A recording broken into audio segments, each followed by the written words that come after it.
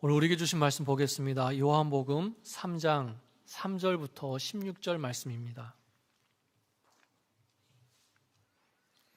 요한복음 3장 3절부터 16절 말씀입니다.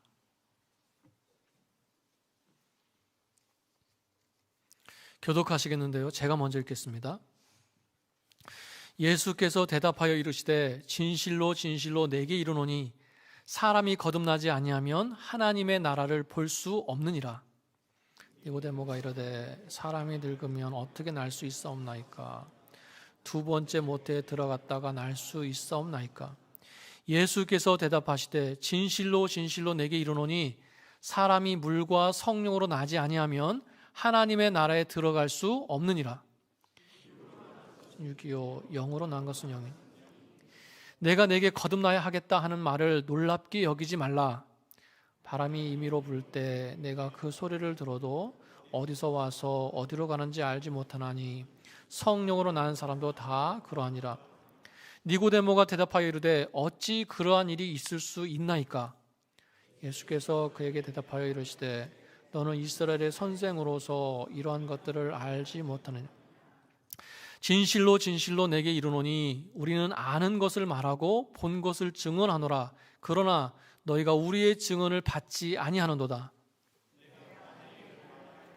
너희가 믿지 아니하거든 하물며 하늘의 일을 말하면 어찌 믿겠느냐? 하늘에서 내려온 자 곧 인자 외에는 하늘에 올라간 자가 없느니라.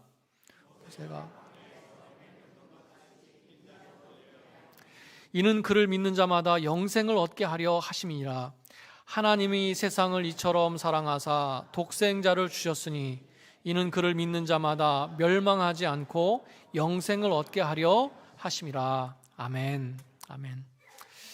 우리가 읽지는 않았지만 3장 1절을 보시면요, 니고데모는 바리새인이면서 유대인의 지도자다 이렇게 말씀합니다. 바리새인이면서 유대인의 지도자다. 이 표현은요, 요한복음에서 계속해서 예수님을 대적하고 공격하는 그 바리새인들을 말할 때마다 쓴 표현이에요. 그런데 오늘 말씀에서 나오는 이 니고데모는요, 이 니고데모만큼은 예수님에 대해서 호의를 가지고 있던 사람이었습니다. 그런 니고데모가 사람들의 눈을 피해서 그 밤중에 예수님을 찾아온 거예요. 예수님 앞에 나온 이 니고데모의 영적인 상태는 어땠을까? 자기 쪽 사람들이 거의 다 예수님을 대적하는 상황에서 예수님께 찾아왔다는 그 모습을 보나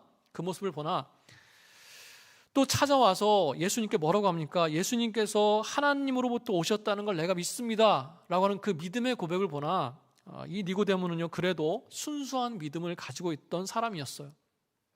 하지만 사람들의 눈을 피해서 예수님께 올 수밖에 없는, 그러니까 사람들을 의식할 수밖에 없는 정도의 믿음을 가지고 있었던 거예요. 사실 이 니고데모는요, 보통 사람이 아니었습니다. 산헤드린 공회의 회원이었어요.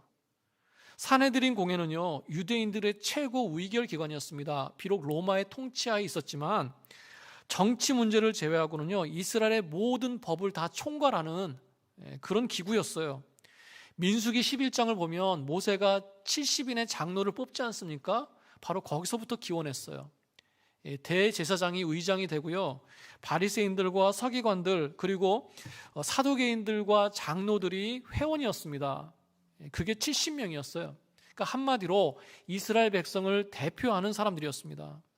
그러니까 혈통적으로나 율법적으로나 도덕적으로 당시의 엘리트 중에 엘리트였습니다. 니고데모도 바로 그 70명 중에 하나였다는 거예요. 그러니까 보통 사람이 아니죠. 이 니고데모는요, 다시 요한복음 19장에서 다시 한번 등장하는데요, 거기서는 아리마대 요셉과 함께 소개하고 있어요. 그 아리마대 요셉도 산헤드린 공회 70명 중에 하나였습니다. 누가복음을 보면요, 아리마대 요셉은 선하고 의로운 사람이다 그랬어요. 그런데 그 아리마대 요셉을 요한복음 19장에서 어떻게 표현하냐면, 소개하냐면 예수님을 따르던 제자 중에 하나였다 이렇게 얘기합니다. 그래서 이 아리마대 요셉은요, 산헤드린 공회에서 예수님을 십자가에 못 박아 죽이려고 할 때 반대했던 사람 중에 하나입니다. 이 산헤드린 공회는요, 만장일치가 돼야 통과가 되는 건데 사실은 반대했는데 그렇게 했기 때문에 불법을 행한 거죠. 아무튼 그런 아리마대 요셉도 문제가 있었는데 뭐였습니까? 용기가 없었어요. 용기가. 그 위치에서 사람들을 의식하고 두려워하면서 예수님의 제자인 것을 당당하게 말하지 못하고 숨기면서 예수님을 따랐습니다. 그런 아리마대 요셉과 함께 소개하고 있는 이 니고데모도요, 마찬가지였어요. 드러내놓지는 못했지만 역시 예수님을 따르던 제자였습니다. 그러니까 오늘 말씀 이후에 이 니고데모가 변화됐다 이런 말씀이 성경에서는 나오지 않아요. 뭐 그런 내용은 없습니다. 그런데 이 니고데모는 여전히 예수님을 마음에 담고 있었던 거죠. 예수님을 믿긴 믿었던 거예요. 그래서 중간에 예수님을 막 잡으려고 하는 그 바리새인들을 보면서 같은 바리새인들인데 막 항변하면서 예수님 편을 듭니다. 그리고 예수님의 장례를 치르기 위해서 누구보다 적극적으로 움직였어요. 그러니까 아리마대 요셉과 니고데모가 요한복음 19장에서 그 십자가에서 죽으신 예수님을 장례하는 그런 내용이 나오거든요. 그러니까 이 아리마대 요셉이나 니고데모는요, 예수님의 십자가 죽음을 체험한 후에 변했어요. 더 이상 예수님의 제자인 것을 숨기지 않습니다. 아리마대 요셉을 보세요. 담대하게 나가서 예수님의 시신을 자신이 처리하겠다고 공개적으로 빌라도를 찾아가서 요구하는 모습을 볼 수 있습니다. 목숨을 건 거죠. 굉장히 정치적으로 민감할 때인데 자신도 예수님과 같이 죄인으로 몰려서 죽임을 당할 수 있는 그런 때였습니다. 그런데 담대하게 나가서 예수님의 시신을 요구하는 거예요. 니고데모는 어땠습니까? 당시에 예수님을 장사 지내기 위해서 모략과 침향을 가지고 왔는데요, 그 양이 어느 정도였냐면 32kg 정도가 됐대요. 그러니까 우리는 이렇게 얘기하면 딱 감이 안 오잖아요. 근데 그 양은 보통 왕을 장례 지낼 때 사용될 정도의 양이래요. 그러니까 엄청난 분량이죠. 그러니까 니고데모 같이 율법에 정통한 바리새인이 그 양을 모르고 가졌을까? 알고 가졌다는 거예요, 일부러. 그러니까 니고데모는요, 예수님의 죽음을 왕의 죽음으로 봤어요. 그러니까 그런 모습을 볼 때 이미 그 모습 속에 그 신앙 고백이 다 들어 있습니다. 그러니까 예수님의 십자가를 경험한 후에 그렇게 변한 거예요. 그러나 지금은요, 이 말씀을 보는 지금은 여전히 드러나지 않은 제자예요. 예수님의 제자인 걸 당당하게 내세우지 못하고요, 숨기면서 따라가는, 마치 멀찍이 떨어져서 따라가는 그런 모습이라는 것입니다. 그게 지금의 영적인 상태예요. 여러분, 예수님께서 십자가 지시는 그날 밤에 예수님이 이제 끌려가시는데 베드로가 따라가지 않습니까? 거기 말씀을 보면 이렇게 표현하고 있어요. 베드로가 멀찍이 예수님을 따라갔다. 그렇게 멀찍이 따라가면서 대제사장의 그 집 안뜰까지 가게 된 거예요. 어떤 모습을 말씀하고 있습니까? 두려워서 끌려가는 예수님 가까이에도 가지 못하고, 그렇다고 해서 예수님을 떠나지도 도망가지도 못하는 어중간한 모습이에요. 멀찍이 떨어져서 갔다. 여러분, 이 모습은요, 어중간한 우리의 믿음의 모습을 상징적으로 보여주고 있습니다. 세상 속에서 살면서 주님께 더 가까이 가지도 못하고요, 그렇다고 해서 세상으로 확 떠나서 살지도 못하는 그런 모습이라는 거예요. 예수님을 알지만, 예수님을 믿지만 담대하게 결단하면서 살지 못하고요, 어찌 보면 세상에 한 발 걸치고 살아가는 그런 모습이라는 겁니다. 예수 믿지만 그렇다고 적극적으로 드러내놓고 싶어 하지도 않는 그런 모습이라는 거예요. 이게 바로 아리마대 요셉과 니고데모의 모습이었고요, 바로 베드로의 모습이었습니다. 그리고 때로는 우리의 모습이라는 거예요. 여러분, 내가 예수 믿고 살지만 뭔가 걸림이 많아가지고요, 그 예수님께 더 가까이 가지 못하는 그런 모습이 혹시 없는가, 우리가 한번 뒤돌아봐야 될 줄로 믿습니다. 여러분, 내 삶의 여러 가지 문제들을 자세히 들여다보면요, 결국은요, 우리 주님과 멀찍이 떨어져서 가기 때문에 생기는 문제들이 많습니다. 하나님 앞에서 내 정체성을 분명히 하지 않아서 생기는 그런 문제들이 적지 않다는 거예요. 베드로는요, 주님과 멀찍이 떨어져서 따라갔다가 이름 없는 한 여종 앞에서 모욕을 당하면서 예수님을 부인하는 시험에 빠졌습니다. 멀찍이 따라가다가 시험에 빠지고 어려움을 당하는 거예요. 여러분, 어려울 때일수록, 시험의 때일수록 우리 주님과 예수님과 더 가까이 있어야 될 줄로 믿습니다. 주님과 더 가까이 있기를 사모하면서 기도하면서 가야 될 줄로 믿습니다. 여러분, 멀찍이 떨어져 가는 인생이 아니라 우리 주님과 날마다 더 가까이 밀착돼가지고 더 가까이 동행하면서 살아가시는 그런 저 여러분 되시기를 축복합니다. 또 하나, 니고데모의 영적인 상태는 어땠는가? 한마디로 말하면 영적으로 무지했어요. 니고데모가 유대인의 지도자라고 그랬습니다. 이 사람은요, 다른 사람에게 유대교를 가르치는 선생이었어요. 도덕적으로 수준 높은 사람이었습니다. 율법의 조예가 깊은 바리새인이었어요. 정말 조건이나 배경을 보면 부족함이 하나도 없는 사람인데요, 이렇게 완벽해 보이는 사람이었는데 딱 하나가 없었어요. 그게 뭡니까? 영적인 세계에 대해서 경험해 보지 못했다는 거예요. 육적으로나 환경적으로는 거의 완벽할지 모르겠지만 영적으로는 무지한 사람이었다는 겁니다. 그래서 예수님께서 거듭남에 대해서 말씀해 주실 때 전혀 이해하지 못하는 모습을 보고 예수님이 뭐라고 하세요? 너는 이스라엘의 선생으로서 이러한 것을 알지 못하느냐? 책망받았습니다. 니고데모는요, 율법의 사고에 묶여가지고 예수님께서 말씀해 주시는 그 영적인 원리조차 깨닫지 못했어요. 아무리 수많은 지식이 있고 아무리 완벽해 보이는 삶을 가지고 있을지라도 영적으로 깨어있지 않으면, 영적인 걸 모르면 소용이 없다는 거예요.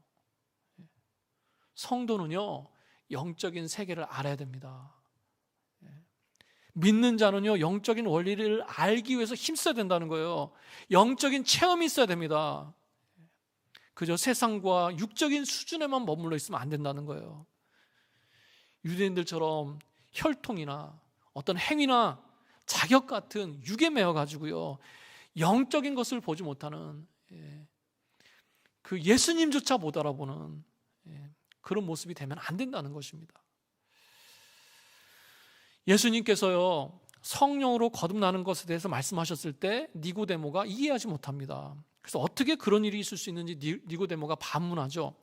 그래서 10절에서 앞에서도 말씀드렸지만 너는 이스라엘의 선생으로서 이러한 것들을 알지 못하느냐, 이렇게 책망받았어요. 자, 그런데 그 말씀을 보면요, 너는 이스라엘의 선생으로서 이렇게 말씀하시거든요. 그러니까 이 말씀을 보면 마치 예수님께서 니고데모를 이스라엘의 유대인의 대표처럼 말씀하세요. 그리고는 그 뒤에 11절을 보시면 우리는 아는 것으로 말하고 본 것을 증언한다.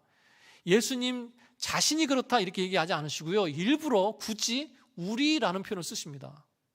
그러니까 이 말씀을 보면 마치 두 그룹을 대변하면서 대조하면서 말씀하시는 것 같아요. 여러분, 이 두 그룹은 누굽니까? 니고데모를 대표로 하는 유대인들이고요, 또 한 그룹은 앞으로 예수님 믿고 구원받은 하나님의 새로운 백성, 바로 그리스도인들과 교회를 얘기하는 것입니다. 자, 그런데 보세요. 예수님께서 말씀하시는 이 두 그룹의 결정적인 차이는 뭡니까? 영적인 것을 아느냐 모르느냐, 그 차이라는 거예요. 니고데모를 대표로 하는 유대인들은 영적인 것을 모르는 사람들이에요. 무지한 사람들입니다. 그런데 예수 믿고 구원받은 그리스도인들은 어떻습니까? 우리는 아는 것을 말하고 본 것을 증언하노라. 영적인 것을 알 뿐만 아니라 본 사람들이라는 거예요. 영적인 것을 알고 보았기 때문에 증언할 수 있는 사람들이다, 이렇게 말씀하고 있습니다. 아주 단순한데 정말 중요한 말씀이에요. 예수님께서는요, 뭔가 중요한 걸 강조하실 때 진실로 진실로, 이게 두 번씩 꼭 반복해서 말씀하셨어요. 오늘 말씀을 보세요. 진실로 진실로 계속 그렇게 나옵니다. 믿는 사람이라고 한다면 영적인 지식이 있어야 된다는 거예요. 하나님을 아느냐 모르느냐, 예수 그리스도를 아느냐 모르느냐, 너무나 당연한데 그 지식이 반드시 있어야 됩니다. 여러분, 우리의 믿음이 어디서 비롯됐습니까? 우리에게 주신 성경 말씀을 통해서 우리가 그 영적인 지식의 전수를 통해서 우리가 예수님을 알게 됐어요. 영적인 수많은 진리를 알게 됐습니다.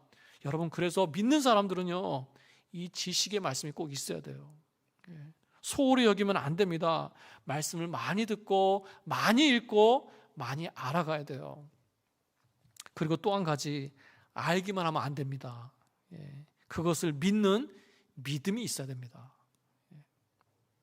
이건 또 다른 문제예요. 아는 것과 믿는 건 또 다른 문제예요. 그래서 예수님께서 먼저 영적인 무지에 대해서 말씀하시고요, 이어서 믿음에 대해서 얘기하십니다. 12절을 보시면 뭐라고 말씀합니까? 우리는 영적인 것을 전하지만 너희가 받지 않았다, 이렇게 말씀하세요. 그러니까 영적인 것을 모르기도 하지만 그것을 전해줬을 때 그걸 믿고 받을 생각도 안 했다는 거예요. 믿지 않았다는 겁니다. 나에게 주신 말씀을 믿어서 받아들일 것이냐, 믿지 않을 것이냐, 바로 그 차이가 너희와 우리라고 하는 이 두 그룹을 나눴다는 거예요. 여러분, 영적으로 아는 것과 그 영적인 지식을 믿는 것, 이 두 가지가 다 함께 있어야 될 줄로 믿습니다. 그래야 강한 신앙인이 되는 거예요. 그런 사람은요, 쉽게 쓰러지거나 흔들리지 않습니다. 에베소서 4장 13절에서 이렇게 말씀하고 있습니다. 우리가 다 하나님의 아들을 믿는 것과 아는 일에 하나가 돼요. 오늘 말씀이죠. 믿는 것과 아는 것 하나가 돼야 어떻게 된다고 얘기합니까? 온전한 사람을 이루어. 그러니까 온전한 사람은 누구냐? 지식과 믿음이 하나가 되는 사람이에요. 이 두 가지가 다 있어야 된다는 겁니다. 그렇게 온전한 사람이 돼서 어떤 모습이 되는 거예요? 그 뒤에 이어지는 말씀을 보면 온전한 사람을 이루어 그리스도의 장성한 분량이 충만한 데까지 이르리니, 그러니까 한마디로 말하면요, 온전한 사람이 돼서 점점점 예수님을 닮아간다, 이런 뜻입니다. 예수님의 충만한 분량에 이르도록 내가 만들어져 간다, 이런 뜻이에요. 여러분, 영적인 것을 아는 것과 또 믿는 것에서 하나가 되셔서 온전한 사람으로 성숙해지시기를 축복합니다. 그리고 그것이 결국은 예수님을 점점 닮아가는 그런 저 여러분 되시기를 축복합니다. 먼저는 영적인 지식이 있어야 되고요, 그 다음에는 그것을 믿는 믿음이 있어야 돼요. 그리고 한 가지를 더 말씀드리면 그 아는 대로 믿는 대로 살아가는 삶이 있어야 됩니다. 제가 수요 기도회 때마다 요한 서신을 가지고 말씀을 나누고 있다고 그랬어요. 요한 복음과 요한 서신은 요한 사도가 썼습니다. 같은 사람이 썼어요. 그래서 이 내용이요, 연결되는 부분이 많습니다. 그래서 사람들은 요한 일서를 일종의 요한 복음의 주석이다, 이렇게 부르는 사람도 있습니다. 여러분, 그 요한 일서 2장을 보시면 하나님을 아는 것에 대해서, 아는 지식에 대해서 얘기하고 있어요. 거기서 말씀하는 결론이 뭡니까? 하나님을 진정으로 아는 사람은 어떻게 한다는 거예요? 그 계명을 지키면서 산다는 거예요. 하나님을 사랑하고 하나님을 아는 사람이 그 말씀대로 살기를 힘쓴다는 겁니다. 그렇겠죠. 내가 사랑하면 그 사람의 말을 가볍게 여기지 않아요. 내가 사랑하면 그 말대로 순종하고 싶은 겁니다. 하나님을 사랑하기 때문에, 하나님을 알기 때문에 말씀대로 살기를 힘쓰는 거예요. 그래서 거기 보면, 말씀에 보면 내가 하나님을 안다라고 얘기하면서 계명대로 살지 않는 사람을 뭐라고 얘기합니까? 거짓말하는 사람이다, 그래요. 그 속에 진리가 없다, 이렇게 얘기합니다. 아주 강하게 말씀하고 있어요. 여러분, 영적인 지식도 있고요, 그래서 그것을 믿는 믿음도 있고요, 그걸 가지고 믿음대로 살아가는 삶이 있어야 될 줄로 믿습니다. 그런 저 여러분 되시기를 축복합니다. 자, 예수님께서 니고데모에게 중요한 영적인 원리, 앞에서 말씀드린 그 영적인 원리에 대해서 말씀해 주시는데 바로 거듭남에 대해서 말씀하세요. born again 하는 것, 다시 태어나는 거죠. 중생의 교리에 대해서 가르쳐 주고 계십니다. 자, 어떻게 보면요, 예수님께서는 지금 니고데모의 수준에 맞게 가르쳐 주시는 거예요. 중생의 교리 참 힘든 부분 아니겠습니까? 모르면 이때쯤에요, 누구에게도 이렇게 깊이 있는 영적인 교리를 직접 가르쳐 주신 적이 없어요, 예수님께서. 그래도 니고데모가 70명 중에 한 명으로 뽑힐 정도 율법에 대해서 굉장히 잘 알고 있었고요. 거기다가 예수님을 알고 싶어하고 믿고 따르고 싶어하는 그 마음을 가지고 있었기 때문에 어떻게 보면 어려울 수 있는 이 중생의 교리에 대해서 니고데모에게 가르쳐주고 계시는 겁니다. 그러니까 나중에 니고데모가 변화된 후에 이 거듭남에 있어서만큼은요, 누구보다 확신 있게 전했을 거예요. 하지만 아직은 그게 잘 이해가 안 되는 거죠. 예수님께서 여기서도요, 진실로 진실로 2번씩이나 반복해서 말씀하십니다. 중요하다는 거예요. 진실로 진실로 내게 이르노니 사람이 거듭나지 아니하면 하나님 나라를 볼 수 없느니라. 그랬더니 니고데모가 뭐라고 얘기합니까? 예수님, 사람이 어떻게 다시 태어날 수 있습니까? 어머니 뱃속에 다시 들어갔다가 나와서 태어날 수는 없지 않습니까? 어떻게 보면 당연한 반응이에요. 아마 우리 같아도 이렇게 말했을지 모르겠습니다. 예수님께서는 영적인 의미를 말씀하시는데 니고데모는 육적으로 받아들이고 있어요. 완전히 다른 겁니다. 그래서 예수님께서는 거듭남에 대해서 다시 설명하십니다.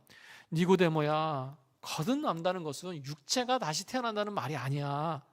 물과 성령으로 태어나는 것을 말하는 거야. 여러분, 여기서 물은 뭘 의미합니까? 이 구약에서 물로 씻는다는 것은요, 회개를 통해서 정결케 되는 걸 말씀하는 거예요. 영적으로 정결케 되는 걸 비유하고 계시는 겁니다. 어떤 성수가 있다는 게 아니에요. 성수를 얘기하는 게 아닙니다. 또 거듭난다는 것은요, 성령의 도우심 가운데 죄를 진정으로 회개할 때 이루어지는 거예요. 내가 죽을 수밖에 없는 죄인이라는 것을 알게 하시고요, 그래서 내가 살기 위해서, 내가 구원받아서 영생 얻기 위해서는 나에게 예수님이 필요한 분이다, 이걸 알고 깨닫고 고백하게 하는 것, 누가 하십니까? 성령님께서 하시는 거예요. 여러분, 내가 믿은 것 같지만 아닙니다. 내 속에 계신 성령께서 역사하신 거예요. 여러분, 성령 세례와 성령 충만의 차이를 아십니까? 성령 세례는 평생 한 번 있는 거예요. 그래서 성령 세례는 단회적이다 이렇게 얘기합니다. 반복되지 않는다는 거예요. 그러나 성령 충만은 반복됩니다. 쉽게 말하면 그거예요. 성령 세례는요, 내가 구원받을 때 그때 성령 세례를 받은 거예요. 내가 예수 믿고 거듭났을 때 내가 느끼든지 느끼지 못하든지 이미 그때 성령 세례를 받은 겁니다.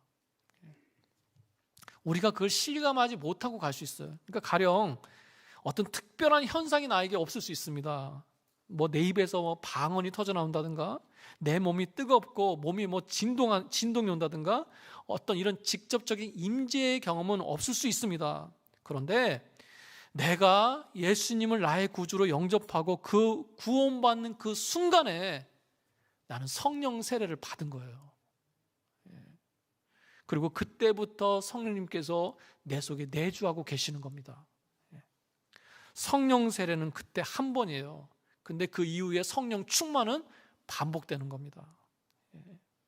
여러분, 그래서 누가 성령 세례 받으셨어요? 그러면 주저하지 않고 네, 그래야 됩니다. 그런데 성령 세례 또 받으세요? 그럼 그거 잘못된 거예요. 여러분, 내가 예수님을 나의 구주로 고백한 것은요, 내가 한 것 같지만 성령께서 하신 겁니다. 누가 내 마음을 열었습니까?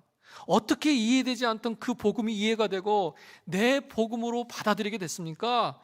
내 지혜로 된 것이 아니라 성령께서 도와주신 거예요. 나에게 구원의 믿음을 주신 분은 성령님이십니다. 나는 그때 이미 성령 세례를 받은 거예요. 여러분, 그래서요, 구원은 사람의 노력이나 전도의 방법으로 되는 게 아닙니다. 물론 그걸 도구로 사용하세요. 하지만 구원의 역사는 성령께서 하시는 겁니다. 여러분, 내가 거듭났을 때 나는 이미 성령 세례를 받은 거예요. 그래서 눈에 보이는 현상은 있을 수도 있고 없을 수도 있어요. 그러나 이 성령 세례 받고 구원받았을 때 공통적으로 나타나는 하나의 또 현상이 있습니다. 뭐냐면 회개가 있어요. 회개. 어찌 보면 당연합니다.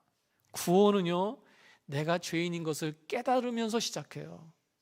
내가 죽을 수밖에 없는 죄인이고 영적으로는 이미 죽어 있었던 존재라는 걸 깨닫고 인정하면서 시작하는 겁니다. 그 죄를 해결하실 수 있는 분은 오직 예수님밖에 없다는 것을 인정하는 것으로 시작하는 거예요. 그래서 구원의 체험 속에는 반드시 회개의 체험이 있습니다. 저는 거듭남의 체험을요, 중학교 때 했어요. 중학교 때. 모태신앙이라 교회에 있는 것이 너무나 당연했습니다. 신앙생활하는 것이 너무나 자연스러웠어요. 어떻게 보면 때로는 습관처럼, 생활처럼 교회 안에 있었어요. 그런데 제가 부흥사경회 때 은혜를 많이 받았습니다. 그렇다고 무슨 은사를 체험한 건 아니었어요. 당시를 기억해 보면 당시에는요, 뭐 방언 은사 받기를 막 사모하고 기도하고 기도받았던 기억도 많아요. 그런데 무슨 은사 체험을 한 것도 아니었습니다. 그냥 은혜를 받았어요. 근데 그게 너무나 조용하고도 너무나 묵직하게 제 마음을 흔들어 놨습니다. 그러니까 어떻게 표현해야 될지 모르겠어요. 그냥 예수님의 십자가가 제 마음에 들어와 버렸습니다. 예수님에 대해서, 십자가에 대해서 우리가 얼마나 많이 듣습니까? 교회 안에서 그걸 모르는 사람은 없을 거예요. 그런데 그게 정말 나의 일이 된 거예요.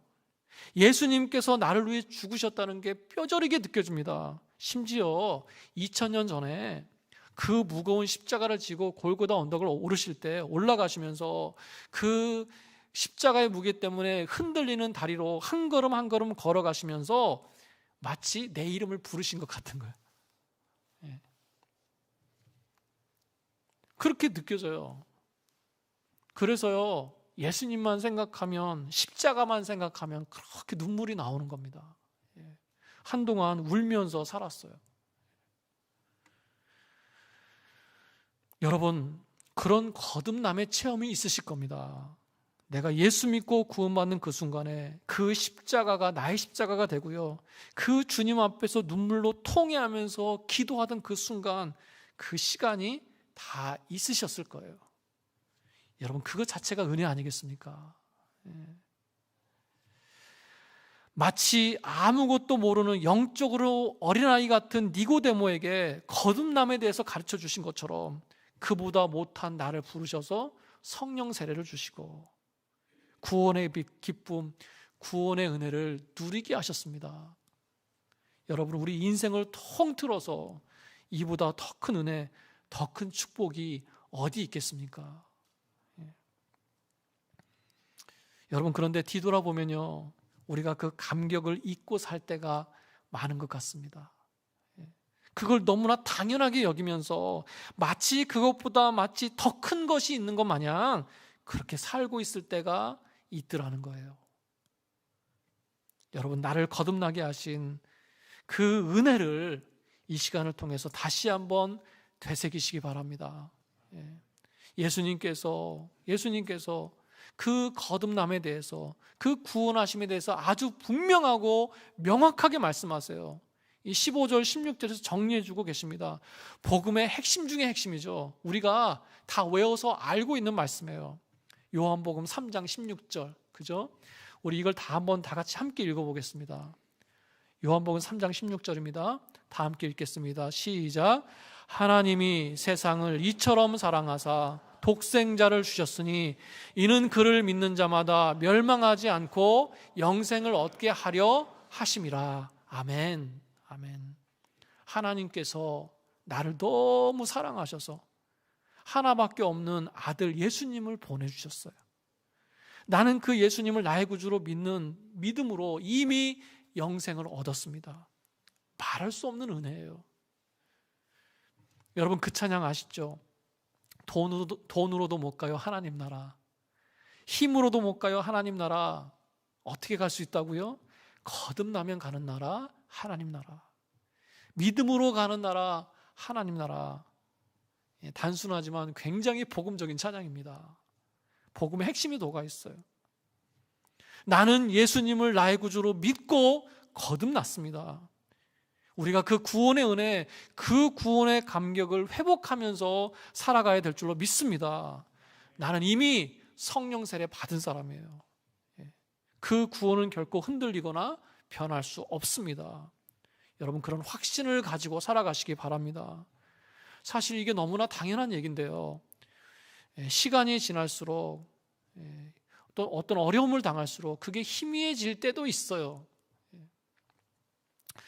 여기 연로하신 우리 성도님들 많이 계시잖아요. 내가 나이가 들어서 몸이 쇠약해지고 내 몸도 내 뜻대로 되지 않습니다. 이제는 정신도 흐릿해지는 것 같고요, 심지어 어떨 때는 정신이 혼미해질 때도 있습니다. 여러분, 그럴 때 어떻습니까? 인생이 허무해지거나 삶이 헛헛할 때가 있지 않습니까? 자기 자신이 막 불쌍해지면서 자기 연민이 생기면서 우울해질 때가 있지 않습니까? 이건 뭐 나이에 상관없는 것 같아요. 여러분, 그러나 그것에 마음 뺏기지 마시기 바랍니다. 그건 결코 하나님께서 주시는 마음이 아니에요. 안 좋은 것들에 속지 마세요. 여러분, 염려와 두려움에 묶이지 마시기 바랍니다. 제가 사역하면서 신방하면서 이 성도님들을 많이 만나게 되는데요, 극명하게 갈리는 두 부분이 있어요. 많은 말을 하지 않아도 너무 뚜렷한 복음관을 가지고 계셔서 보기만 해도 얼마나 그 믿음이 굳건하고 흔들림이 없는지 느껴지는 분이 계십니다. 반면에 자신의 처지를 서글퍼하면서 앞으로 어떻게 될지 두려워하고 염려하는 분들도 아주 가끔 만나게 됩니다. 여러분, 그럴 때 어떻게 해야 되겠습니까? 다른 방법이 없어요. 우리가 더욱더 예수님을 붙들어야 될 줄로 믿습니다. 더욱더 하나님께 맡겨드리면서 믿음을 가지고 살아가야 될 줄로 믿습니다. 어떤 믿음이에요? 천국 소망에 대한 믿음이에요. 여러분, 나는 이미 영생을 얻은 사람입니다. 그건 취소되지 않아요. 내 속에는 이미 성령께서 내주하고 계시고 동행하고 있는 걸 내가 알고 있습니다. 그리고 내가 나중에 갈 곳도 알고 있어요. 바로 그 믿음이에요. 그러므로 육신이 쇠약해질수록, 정신이 희미해질수록 예수님만 바라보시길 바랍니다. 어떤 어려움 가운데 이 마음이 아득해지고요, 더욱 힘들 때 더욱더 내 속에 이미 내주하시는 성령님을 의지하시기 바랍니다. 성령님과 소통하시기 바랍니다. 그래서 하루하루가 너무 버겁고 힘든 그런 하루가 아니라 이 땅에 나에게 남겨놓으신 그 하루하루 시간이 너무나 감사하고요, 너무나 기뻐하면서 살 수 있는 그런 믿음의 사람 되시기를 축복합니다. 여러분, 교회에 나오지만 여전히 거듭나지 못한 상태에서 육적인 사고에 머물러 있는 사람이 있습니까? 없습니까? 있습니다. 쉽게 말하면, 다르게 말하면 교회에는 나오지만 구원의 확신이 없는 분들도 있어요. 제가 어떤 설문조사를 봤는데요, 생각보다 적지 않더라고요. 여러분, 거듭남의 체험을 해야 됩니다. 그래야 오늘 말씀처럼 하나님 나라를 볼 수 있고 하나님 나라에 들어가는 거예요. 여러분, 구원의 확신이 있어야 됩니다. 혹시라도요, 우리 가운데 그게 확실하지 않다든가 그 확신이 없는 분이 있으시다고 한다면 부끄러워하지 말고 찾아오세요. 그 부분을 확실하게 하고 넘어가야 됩니다. 신앙생활에 있어서 가장 중요한 거예요. 주님 안에서 또 성령으로 말미암아 거듭남의 체험이 있어야 됩니다. 그래서 구원의 확신 가운데 흔들림이 없는 그런 믿음을 가지고 우리가 신앙생활을 해야 될 줄로 믿습니다. 오늘 예수님을 찾아온 니고데모를 통해서 은혜를 나눴습니다. 먼저는요, 예수님 앞에 나온 그 니고데모의 영적인 상태를 봤어요. 멀찍이 떨어져 가지 마시고 예수님과 가까이 동행하시기 바랍니다. 영적인 지식을 사모하시고 그 지식과 믿음이 하나가 되어야 될 줄로 믿습니다. 또 예수님께서 니고데모에게 가르쳐 주신 영적인 원리, 거듭남에 대해서 말씀을 드렸습니다. 우리는 이미 성령 세례 받은 사람들입니다. 구원받아 영생을 얻은 자들입니다. 그 구원의 확신을 가지고 그 구원의 은혜를 늘 감사하면서 날마다 승리하면서 살아가시는 그런 저와 여러분 되시기를 주님의 이름으로 축원합니다. 축원합니다. 아멘.